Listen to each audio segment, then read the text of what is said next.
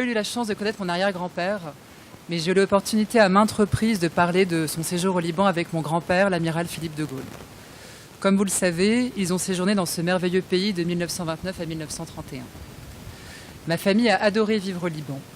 Elle y a été très heureuse dans l'immeuble de M. Werbe, rue Tadmor.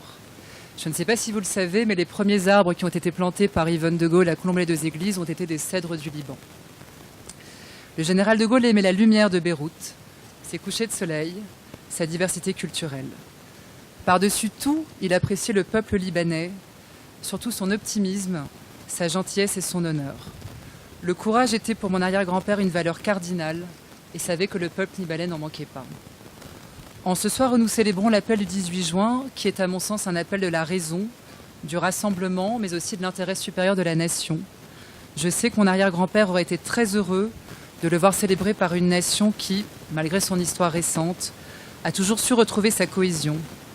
Le peuple libanais a certes souffert de plusieurs décennies de guerre civile, également de luttes fratricides, mais ne peut qu'intimement comprendre le message lancé par cet appel, c'est-à-dire un message de résistance et surtout d'union nationale. Permettez-moi de terminer sur une touche très personnelle.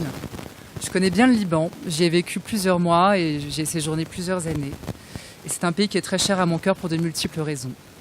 Je suis ici pour célébrer l'appel à la résistance de mon arrière-grand-père, mais si je parle ce soir devant vous, c'est avec modestie, c'est-à-dire de la position d'une jeune femme qui n'a ni connu la guerre, ni l'oppression, alors que beaucoup d'entre vous ici ce soir l'avaient connue.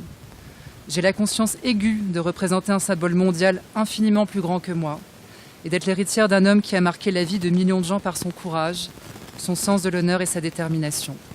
Merci encore de me faire l'honneur de me recevoir ce soir et de célébrer la mémoire de mon arrière-grand-père. Bonne soirée.